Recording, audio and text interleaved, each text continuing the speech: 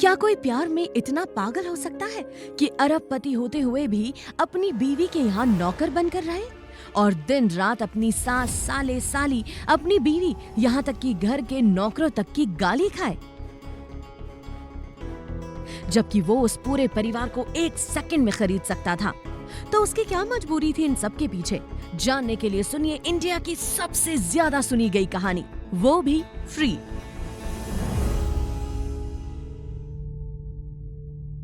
यामिनी, तुम्हारे घर आते समय मेरे सैंडल का स्ट्रैप ही टूट गया। पार्टी एंजॉय करो, मैं उसे ठीक करवा दूंगी किसी सर्वेंट को बोल के। तुम टेंशन मत लो। आहान, वैशाली जी के सैंडल ठीक करवा के लाओ।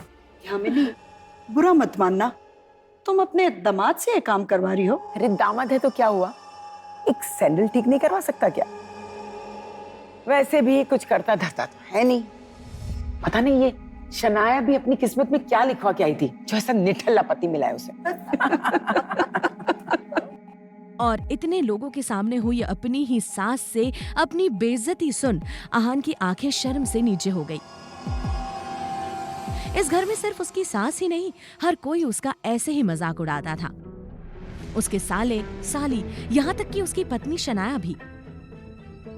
और तो और घर के नौकर भी उसके साथ नौकरों जैसा व्यवहार करते थे। बस एक शख्स था जो आहान की सच्चाई जानता था, और वो था इस घर में काम करने वाला रमेश।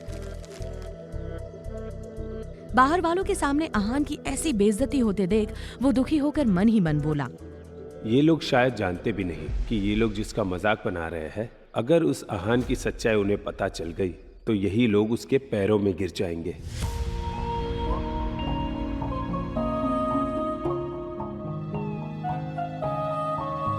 आहान की पत्नी शनाया को अपने पिता के कहने पर आहान से शादी करनी पड़ी थी, और अब वो सिर्फ इस रिश्ते को जैसे तैसे निभा रही थी।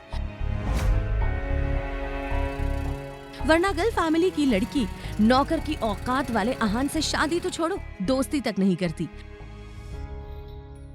वही आहान सच में अपनी पत्नी शनाया से प्यार करता था, तभी तो इतनी जिल्लतों के बाद भी इस घर में टिका हुआ था। हेलो शनाया। आहान, कहाँ हो तुम? मैंने तुम्हें इतनी देर पहले ऑफिस आने के लिए बोला था। शनाया, वो मम्मी जी ने मुझे अपनी दोस्त का सैंडल बनवाने के लिए भेजा है। God, I can't believe this.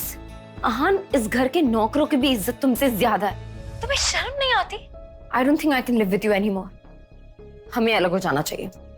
ये क्या कह रही हो शनाया? हाँ, अगर हम अलग हो गए ना तो